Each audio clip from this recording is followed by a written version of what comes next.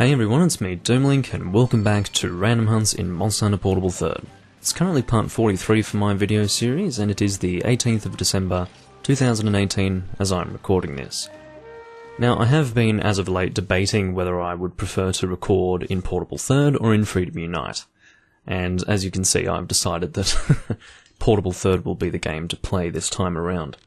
I think the main reason why is because I recorded Freedom Unite last time, so I want to keep things a little bit varied. So maybe, and once again I don't really, well I say once again, but it's not something that I've said in this video, but in many videos in the past. I can't really stick to something, ever. I always change my mind in the future. But from this moment, right now, I would like to alternate between the games. So like, one video Freedom Unite, the next one Portable 3rd, and then just continuing in that pattern, but that probably won't be maintained for very long. I'm not a very consistent person. Not at all. At least not in that way. So you'll have to excuse me for that reason. The set that I'm currently using, and I'll show you the skills here. As you can see, I wanted to sort of show you this before the hunt, but you could see that it said Elemental Attack +1. Of course, that's an issue to do with the... Well, thank God you didn't flinch me out of my... what do you call it, crouch fire there. But, yeah, as you could see, it said Elemental Attack +1. That is an issue with the translation. And, you know, I'm not knocking the translation. It's better than having to look at Japanese, I agree. But I would like it if they didn't do crap like that. Because, obviously, there's no need for it to say +1 if it's a single level skill. And I think everyone knows that Elemental Attack is in fact a single level skill. But anyway. It just, I guess it doesn't look as good when it has a +1 because it looks like, oh, you can have a better level of skill than that. So the set isn't absolutely perfect sort of situation, but anyway. That's just, I don't even know how to describe that, but that's not entirely important. It's just, I like how my sets look visually. And something about having Elemental Attack +1 instead of just Elemental Attack up, it just doesn't look as good, and that bothers me a little bit, so anyway. Maybe that says something about me and my Monster Hunter play, but I don't know. Is it a positive or negative thing that it's saying? I don't know. Does that mean that I care more about looks than actual function? I don't know. And as you can see, Liam wins the award for Retard of the Day, so there you go. As you can see, there's a Lagombi coming in here, sort of giving us some problems. But, I don't actually have any dung bombs, and you'll have to forgive me for that. But yeah, to continue back on the discussion about this armor set, not so much dwelling on the fact that it's Elemental Attack +1. This is the sort of armor set that I rarely use, because to start with, it's crouch fire. When it comes to bow gunning, I do like to be mobile. And that might sound strange when referring to the heavy bowgun, but how I get around that is usually by slapping on evade distance up and moving just as much as I would with a light bowgun. But this here is the opposite of that. And of course, this entire set here is based around heavy bowgun. You can see I have quick sheath, and I also have a shield on this particular gun. So it's all about heavy bowgun crouch fire. And because it is something completely different, I decided that I would do it. Because, I don't know if you guys have noticed, but I've been sort of inclined to do things that are a little bit different as of late. For instance, I've been using bows a lot, not only in Freedom Unite, but also in this game.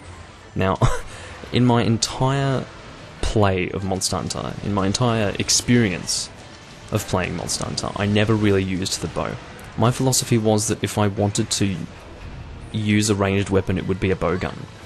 Whether it be light or heavy, I would just get more out of it. Shit. Right at the moment when I don't have any shots, you do that. I mean, that's so annoying.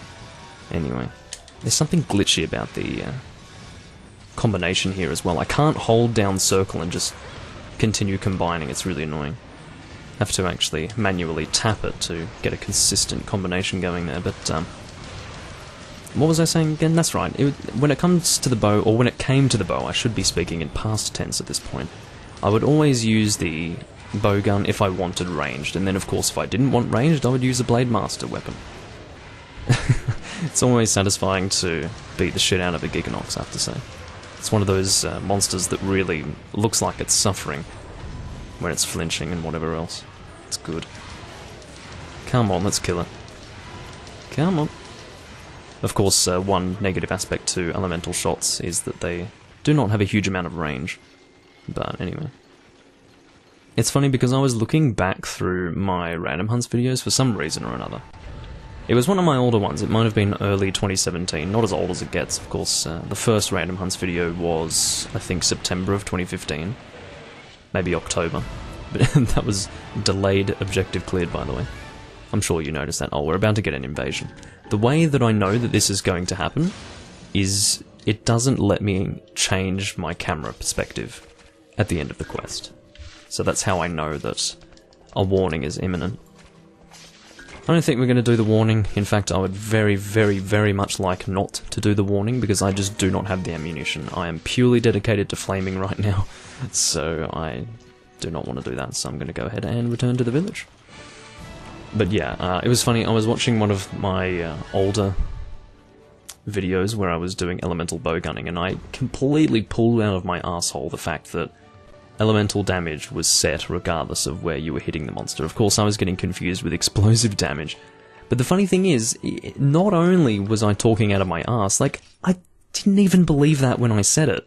Because not only was I continuing to hunt during that quest aiming at the weak points of the monster, but in every hunt before and after that, I would always aim for the weak point of the monster using elemental bowgunning.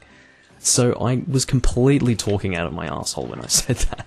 I thought that I'd mention that because I just remembered it because, you know, this is the first time I've done elemental bowgunning since I watched that video, and oh my god, like, seriously, don't underestimate my ability to just talk out of my asshole, like, holy shit. I mean, that is just a huge example of that. Anyway, of course, that was a very short hunt, so I will see you guys in the next one. We're not in the hunt yet, as you can tell, but I thought this was worth mentioning. We were doing Gigginox before because a guy wanted toxin sacks, but the funny thing is, I don't think toxin sacks are dropped by Gigginox in this game. I think it's only Great Wroggi who drops them. And I actually experienced that not too long ago myself. I mean, I say not too long ago, it was probably 100 hours worth of gameplay ago in this game. But that was just... It sort of blew my mind because I was thinking, well, why wouldn't Gigginox drop toxin sacks? Because I was pretty positive that he dropped them back in Try. But not in this game. Only Great Wroggi drops them. So, that's always good. You think you have to fight a Gigginox and then it's something as easy as a Great Wroggi instead. So of course I'm now using ice, so it's the current objective. Shoot ice at fast-moving monster with stationary guns, so we'll see how that turns out. But of course I will see you guys once we are in the hunt. Alrighty. Now we are in the Great Wroggi quest, as I said. Don't think paralysis is going to be necessary here, I probably won't shoot it. We should be doing enough damage for me to not run out of freeze ammo, even after combinations, so yeah, we will see. I'm pretty sure we will be fine. Then again, if it takes these guys forever to get to the frickin' room, then maybe I will run out of ammo. But, we'll have to see. Anyway. So, I definitely haven't tried this before. Heavy bow gunning, a great jaggy, roggy, baggy, etc. Never tried that, so... I'm thinking to just, for the moment, scratch the crouch fire business. I'm just gonna hip fire while rolling around. It's probably my best bet. I'm pretty good at hip firing without this aiming reticle. I hate that. I mean, who wants to hold down the R button? It was so funny, I was playing Freedom 1 with a guy, and he was like, oh, I don't really like light bowgun because I don't have that hip fire reticle, and I'm like, people actually use that? It just blew my mind. I mean, that was the last thing I was expecting him to talk about when he was mentioning not liking first generation heavy bowgun. Oh, sorry, just bowgun in general. It's like, seriously? That's the thing you don't like?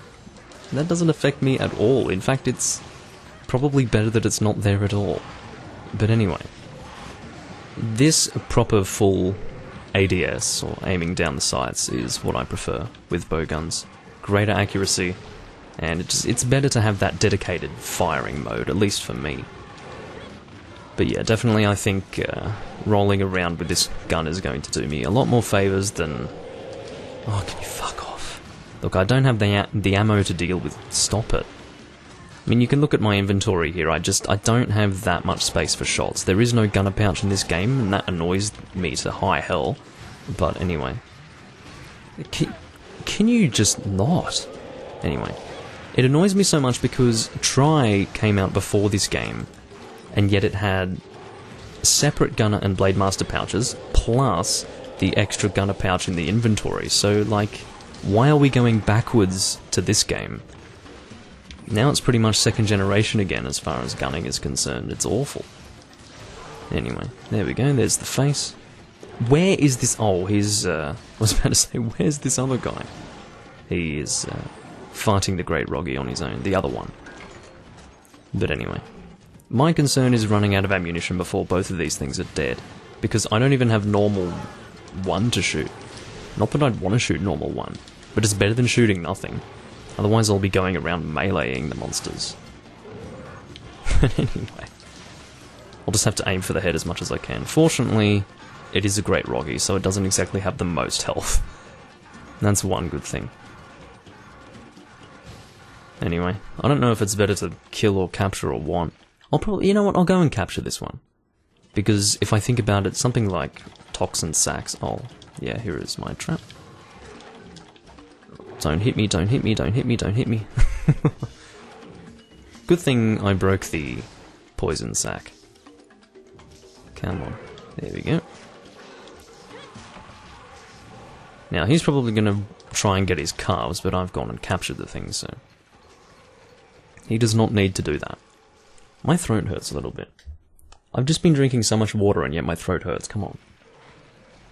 Anyway. I've got no water left, but I do have some scotch left. Not quite what I'm wanting right now, but anyway. Just have a little bit sitting in my glass and I'm like, no, I don't want you right now. You're for later. Oh, there you go. Anyway.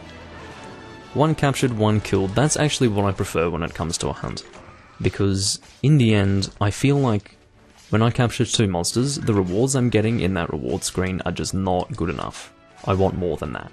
So, I feel that capturing 1 will give me the same number of rewards, and then I'll just have another monster to carve. So, I just know that in 3 Ultimate, capture rewards did not stack, and I believe that that game was the only game where this was the case. I believe. If that's not the case, then that was the only game where people realized this, and where everyone knew this. So, I really don't know what to say other than that. So, yeah, anyway. Giving people some friendship points in the Hunsterverse. Of course, just a brief advertisement, of course, for the Hunsterverse. Use it. It's very, very good. And I don't actually say that with the intent to advertise. I just genuinely believe that this is an amazing frickin' thing that exists. For the simple reason that I experienced ad hoc hunting for the longest time, and it's really good to just have a community to go to and hunt with whenever you want, and pretty much not have connection issues, so I'm very much down for that. But I've discussed that a number of times in the past. I don't want to mention it too much, but definitely for those of you who have not watched my previous videos, recording in Freedom Unite and Portable Third, yeah, that's important information. Anyway, I think that's about it. I don't know how long I've actually been recording for, but I'd say that's probably long enough. I don't want the video to be too long, you know. So, with having said that, I hope you guys enjoyed part 53 of my video series, in Portable Third, more specifically. And I'll catch you guys in part 54, which will most likely be Freedom Unite, if I am deciding to stick to my little pattern of one game, then the next, and then back and forth like that. Anyway, thank you for watching once again, and I will catch you guys later. Bye-bye.